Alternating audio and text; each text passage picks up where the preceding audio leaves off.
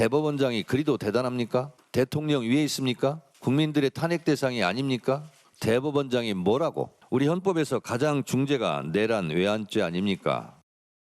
여당 대표까지 강하게 대법원장을 비난하면서 사퇴를 요구하고 나선 겁니다. 대법원장이 대통령 위에 있느냐라고 정청래 대표는 물어봤습니다. 대법원장이 그리도 대단하냐라고도 얘기했습니다. 하지만 거꾸로 얘기하면 대통령도 대법원장 위에 있어서는 안 됩니다. 그래서 논란이 일고 있습니다. 다수 의석이면 뭐든지 다 할 수 있다라는 발상을 가지고 있는 것 같아요. 그러니까 기본적인 헌정 질서 필요 없이 그냥 압축적인 다수 의석 가지고 있으면 입법부가 뭐든지 다 할 수 있다. 이런 발상을 가지지 않고서는 저런 얘기를 할 수가 없습니다. 그 삼권 분립에서의 체제는 누가 더 위아래가 있는 게 아니고요. 서로 물고 물리도록 돼 있거든요. 네네. 입법, 사법, 행정이 서로 견제를 하기 때문에 서로 공평하게 국민들을 위해서 이렇게 균형을 가져가는 겁니다. 그러다 보니 사실 선출된 권력이 아닌 임명된 권력인 헌법재판소가 선출된 권력인 대통령도 탄핵시킬 수 있는 겁니다. 네네. 그런데 저런 논리대로 하면 헌법재판소가 대통령 모든 국민들의 직선제인 대통령을 탄핵해서는 안 된다라는 얘기까지 맞물려 들어가게 되는 거거든요. 대법원장이 대통령 위에 있는 줄 아느냐라는 여당 대표의 말대로라면 대통령 탄핵 못 시킨다.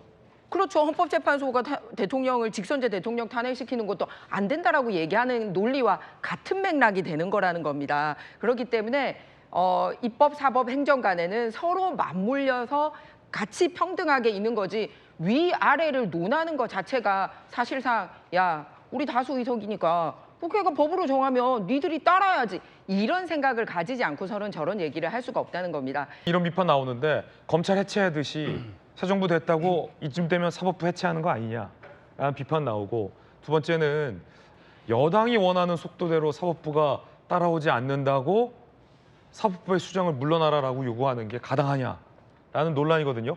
혹시 내라는 핑계고 대통령한테 유죄 줬기 때문에 안 갚음 아니냐 이런 얘기도 야당에서 나오는데 어떻게 보십니까?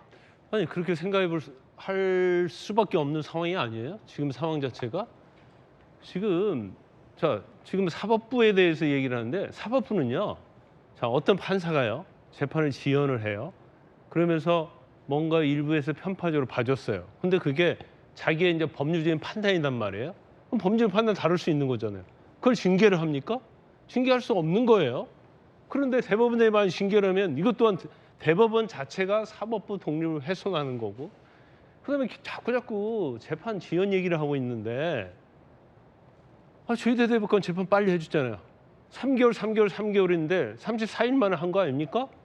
설사 지금 민주당이랄지 대통령실 입장에 보면 그거 자체가 마음에 안 든다 하더라도 법을 규정을 위반한 거 아닙니다. 3개월 안에 하도록 돼 있잖아요. 3개월을 넘기면 그게 법규 위반이 되는 거예요. 그런데 이재명 대통령이랄지 그다음에 여러 가지 관련자들 재판은 얼마나 오래 가고 있습니까? 왜 이거에 대해서 한마디도 않고 대통령과 관련된 재판, 탄핵과 관련된 재판에 대해서만 문제를 삼느냐. 이건 사법부가 알아서 하는 거고 대법원장인 조희대 대법관이 이걸 징계를 하고 그럴 수 있는 사안이 아니에요.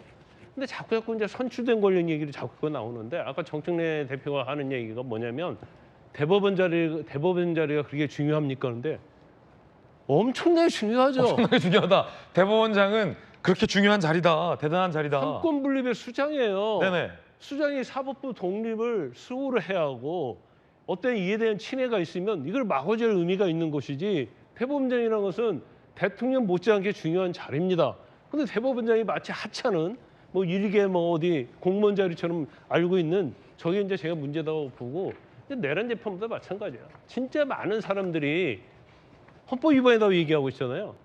자, 내란 특별 재판부 만들죠. 국정농단 재판부 만들죠.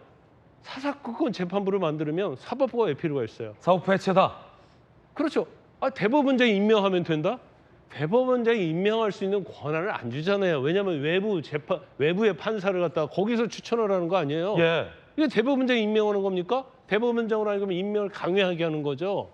그리고 자꾸 선출된 권력인데, 이처럼 민주당의 선출된 권력이 무모한 권력과 칼자루 휘두를 때 이걸 제어하라고 있는 것이 사법부예요. 선출된 권력이 너무 포퓰리즘 정책 아니면 자기의 정책 이득과 관련돼서 그러한 어떤 법을 만들고 할 때 이걸 통제하는 시스템이 바로 상권 분립이거든요. 근데 이 상권 분립마저 이렇게 훼손해 버린다? 자, 행정부 권력 대통령이 갖고 있죠. 근데 여당입니다. 여당 출신 민주당 갖고 있죠. 자, 조희대 대법관 사퇴하게 만들어요. 사법부까지 장악을 해요. 이건 민주국가가 아니죠. 그래서 제가 볼 때는 너무 선출된 권력이라는 거에 운운을 많이 하는데 이렇게 선출된 권력이 모든 걸 할 수 있으면 그건 독재국가 되는 거예요. 그래서 최소한의 정도란 게 있다. 지금 할 수 있는 거 다 할 수 있잖아요. 사법부 정도는 남겨놔야죠.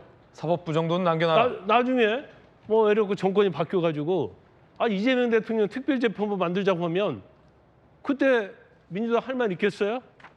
나중에 이게 부메랑 돼서 돌아와요. 그러면 정도껏 하자는 거죠. 정도. 적어도 넘어야 할 선은 넘지 않는 게 맞아요. 아무리 정치지만. 그냥 그거에 굉장히 제가 볼 때는 어떻게 보면 굉장히 우려스럽고 어떤 반헌법적인 이러한 위험한 발상 자체에 대해서 국민의 한 사람으로서 정말 걱정이 큽니다.